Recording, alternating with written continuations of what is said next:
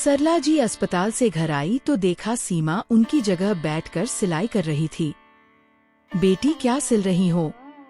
सरला जी ने प्यार से उसके सिर पर हाथ फेरा। वो मम्मी, कमला जी आई थी, कह रही थी कि उन्हें शादी में जाना है, ये ब्लाउज अर्जेंट सिलने हैं। मैंने कहा ठीक है, मिल जाएंगे। ये 3 थे तो मैंने सोचा जब तक आएंगी एक तो तैयार कर ही देती हूँ।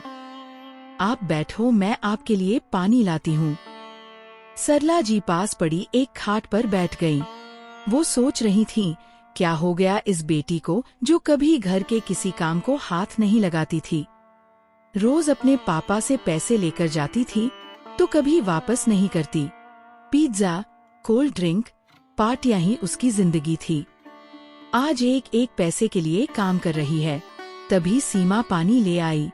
मम्मी, पापा अब कैसे हैं? डॉक्टर ने कुछ बताया या नहीं? बेटी, डॉक्टर तो बस एक ही बात कह रहे हैं कि वे कोमा में हैं, पता नहीं कब होश आएगा। भगवान जाने आगे क्या होगा। काश उस दिन उनका एक्सीडेंट ना हुआ होता। एक एक्सीडेंट ने हमारी सारी खुशियाँ छीन ली हैं। इस 1 साल में सारे रिश्तेदारों ने मुंह मोड़ लिया, सारे पैसे खत्म हो गए।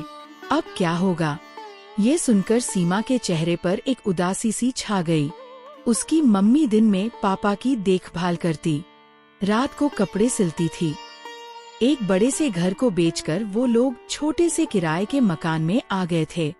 हर जगह कार से जाने वाली मेरी मम्मी आज बसों में धक्के खा रही है। पापा का सारा बिजनेस उनके पार्टनर ने हड़प लिया, क्योंकि उन्हें पता है आज नहीं तो कल वे नहीं रहेंगे। इधर रिश्तेदार इस डर से नहीं आते कि कहीं हमसे पैसा न मांग लें। कुछ देर सब सोचने के बाद उसने अपने आप को संभाला और मम्मी से बोली, मम्मी तुम चिंता मत करो, पापा ठीक होकर आएंगे तो सब ठीक कर देंगे, सब पहले जैसा हो जाएगा। और हाँ, एक बात आपको बताना भूल गई, यही पास ही में मुझे ट्यूशन के लिए 2 बच्चे मिले हैं, कल से दोपहर को उन्हें पढ़ा दिया करूँगी। ये सुनकर सरला जी के होठों पर फीकी हंसी आ गई। बेटी को डॉक्टर बनाने का सपना उसके पापा ने देखा था। आज वही बेटी अपना सपना भूलकर अपनी पढ़ाई छोड़कर अब ट्यूशन देने की बात कर रही है। जिंदगी में कब किसे क्या देखना पड़े ये किसी को पता नहीं होता। अगले दिन सरला जी अस्पताल पहुंची तो पता लगा रात को उनके पति ने दम तोड़ दिया है। जो एक आखिरी उम्मीद थी वह भी चली गई। फिर शुरू हुआ वही 13 दिन का मेला।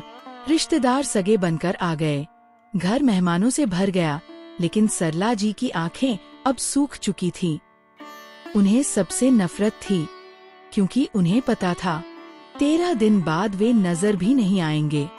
माँ और बेटी दोनों आंखों ही आंखों में एक दूसरे को देखती और इस तमाशे के खत्म होने का इंतजार करती।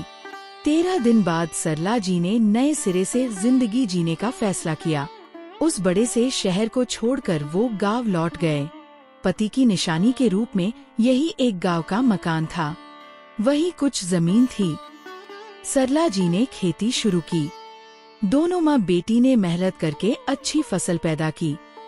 कुछ दिन बाद जब पैसे आने लगे तो उन्होंने खेत पर मजदूर रख दिए। सरला अब गांव के बच्चों को पढ़ाती थी। कम खर्च में सुकून की जिंदगी बीत रही थी। सरला जी को एक तसल्ली और थी, गांव में ही कोई लड़का देखकर कम खर्च में सीमा की शादी हो जाएगी, क्योंकि यहाँ शहरों की तरह दिखावा नहीं होता।